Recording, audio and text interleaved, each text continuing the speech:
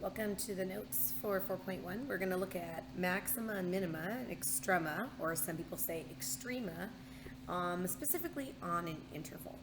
So when you were in Algebra 2, you did explore the idea of maximum and minimum values. Your teacher may have described them as mountaintops or valleys. And that can be a really helpful description. We're going to look at them specifically on a closed interval.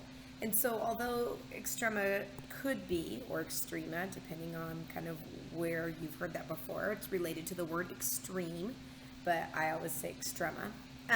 But they could be at those mountaintops and valleys. We're going to have a name for those. But they could also be potentially at endpoints. Generally, when we're talking about the absolute max, what we are looking for is the highest defined point. Needs to be a defined point. And the absolute min is the lowest defined point. There are times that it's a tie. So sometimes there's more than one absolute max. Sometimes there's more than one absolute min. And there are even times where you don't have either of these things, which we'll take a look at. Okay, so on this particular example, we're looking at the interval that's shown, and the highest point, and I'm going to go ahead and write these as ordered pairs. So the absolute max, there are two ordered pairs that tie for the highest point. We have negative 216, and we also have the ordered pair positive 216. And those are at those mountaintops. The absolute min is not actually at that valley of 0, 0, because we do go below that. So the lowest defined point right here, I'm going to have to do a little bit of estimating. It looks to me like we're at 3, perhaps negative 10. It might be negative 9 or negative 10.5, but to the best of my ability. Now, sometimes we ask for the absolute max and min values. So the ordered pairs here are the absolute max and min, but if they talk about the absolute max value, so the value of the absolute max is just the output of 16. The value of the absolute min is just the output of negative 10.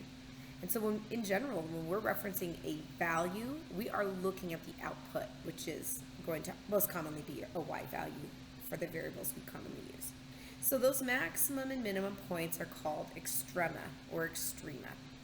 There's a couple different types. We often will look at relative, or sometimes in older books, local extrema. These are going to be your mountaintops and valleys.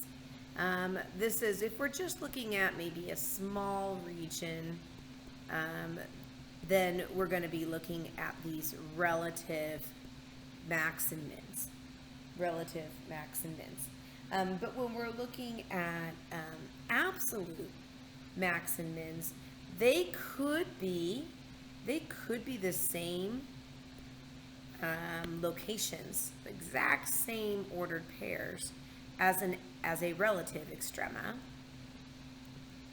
but they could also be an endpoint. Now, something else that could happen is they may not be defined points at all. So it's possible that we could even have some of these not exist. So most commonly you're going to hear relative extrema when we're talking about the mountaintops and valleys, although some textbooks call it local, and I have seen on the AP exam it communicated both ways. And then when we're talking about the absolute is that truly highest point and truly lowest defined point. We will usually say absolute, but sometimes people will say global extrema or even extrema. So absolute extrema can occur at a relative extrema or at an endpoint, but they have to occur at the points where the function is continuous. So if we have an undefined value or a point of discontinuity, like a hole in the graph or jump discontinuity, we are not going to be able to include that point as an extreme value. There is a theorem that's really helpful called the extreme value theorem, and this is a common enough and a universal enough theorem that you're going to often see people reference it as the EVT. Just like when we talked about the intermediate value theorem, we abbreviated that as IVT. The EVT is the abbreviation that's commonly used for extreme value theorem, and you are allowed to abbreviate that on the AP exam in that fashion.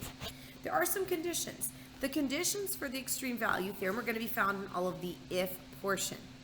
So the extreme value theorem would apply and would allow us to draw a correct conclusion if the following two conditions are met. We need to be continuous, and we need to be looking at a closed interval. If those conditions are met, we are looking at a continuous function on a closed interval, then what we will know is that there will exist an absolute max and an absolute min. An absolute max and an absolute min will always exist. Now we might have some unique and interesting situations on how that can look, which we're going to explore a little bit, but we know that they will have these absolute extrema, or as some people say, absolute extrema. So we're really looking at the same graph again, and except for that this time we do have an undefined value here. We have a hole in the graph at one of the endpoints. And we want to find any absolute and any relative or local extrema. So again, absolute could also be called global. And relative sometimes are referenced as local, okay, meaning in a smaller region. So the absolute extrema, and I'm going to write these as ordered pairs. If they tell me the value of something, then I'm going to just write a number. And those would usually typically be y values, unless they're talking about a derivative. Okay, so we want to find any absolute and relative extrema. So the absolute highest point, the same as before. For the absolute max, we have a tie between the ordered pairs negative 216 and positive 216. Those are the highest points, and they must be defined values. For the absolute min, and this might be a little surprising, we can tell that this is the lowest height we're ever approaching, but we're not actually getting to that lowest height of 3, maybe negative 10. And so you might think, oh, maybe we'll use 3 and negative 9.9 repeating or something like that. But oddly enough, we don't. What we would say is because that lowest height is an undefined value, there is no absolute minimum. An absolute extrema or absolute extrema can only exist if that highest or lowest point is defined. If that highest or lowest point is undefined, we are just going to say it does not exist. And I'm going to really quickly check my computer because I got a beep. So I'm making sure my battery is good. Hang on. Go away, speaker.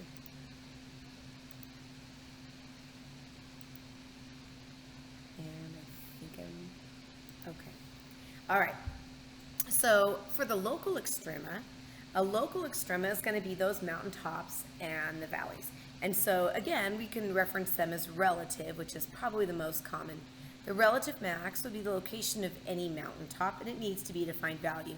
And this is going to still be the same location as my absolute max. And again, there's a tie, and that's okay. And actually, this is interesting. Relative max is any mountaintop, even if one of them's higher than the other. So you could have two relative max values, and they would not actually have to even be the exact same points. And that's okay. That's not a problem at all. They don't have to have the same output. So one could be higher than another, but if it's a mountaintop, we're going to call it a relative max. The relative min would be any valley. Now, a relative min will never be an endpoint. A relative max will never be an endpoint. It will only be those mountaintops and valleys, and it will not be anything beyond that. Technical difficulties here. So we don't even want to consider an endpoint. Even if that endpoint were defined, we still would not call it a relative min, because only valleys. Okay, so we need to go down and then come back up again in order for it to be a relative min. It can have a sharp turn there. It doesn't have to be a smooth curve, but it has to have that going down and coming back up again motion to look like a valley.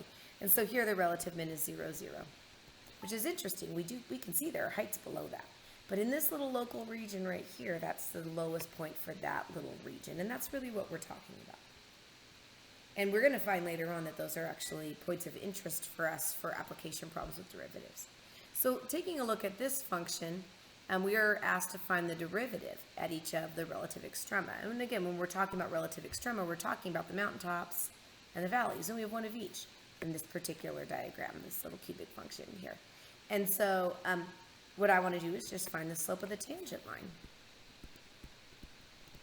And that's pretty easy to do at these particular locations because right here, since we changed from going up to down, from increasing to decreasing, right there, we actually have a slope of 0. So at that relative max, I don't know what we want to call this function. I don't think we have a name for it. Let's call this function f. F prime of x is equal to 0 because we'd have a horizontal tangent line. And then at the relative min, which is where the valley is, f prime of x is also equal to 0 because, again, we'd have a horizontal tangent line. And so the slope of those horizontal tangents are 0.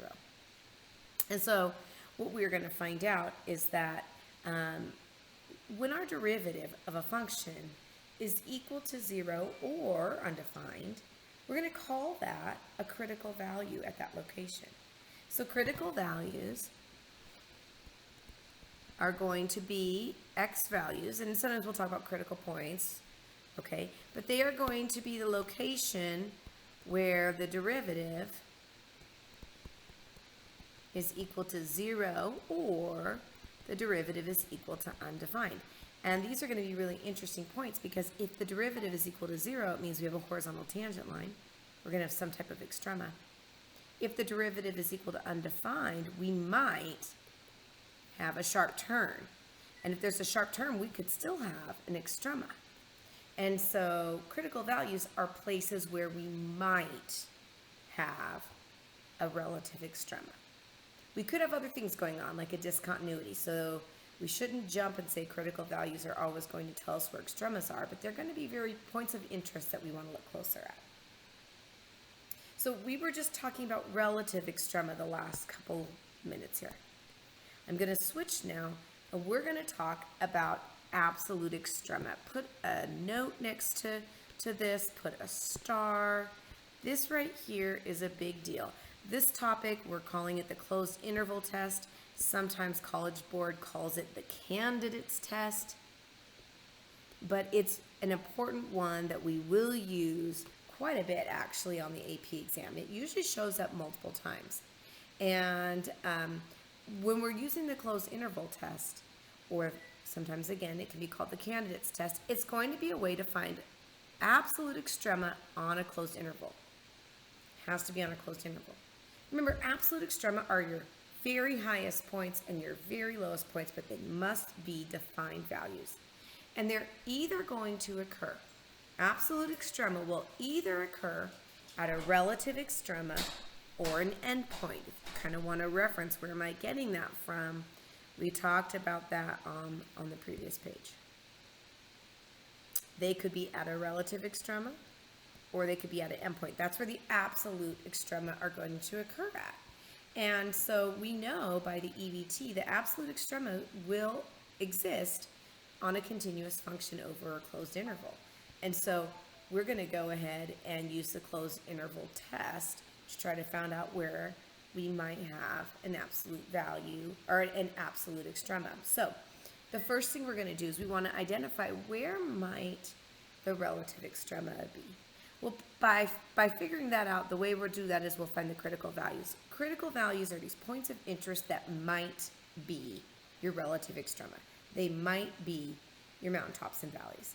We want to look for where the derivative is equal to 0 or the derivative is undefined, and we'll practice both of those things. We want to then go back to our original function f and find what the output is at each of those critical values. What is that height? Because remember, ultimately, we're trying to find out the highest height and the lowest height at defined values. And so by looking at the output, we'll get an idea about how tall that point is, that ordered pair. We also want to value f at each endpoint. So we want to find the height or the output at each endpoint. And so we have a handful of different things to compare heights, and then these are going to be our possibilities where the highest and lowest points might exist.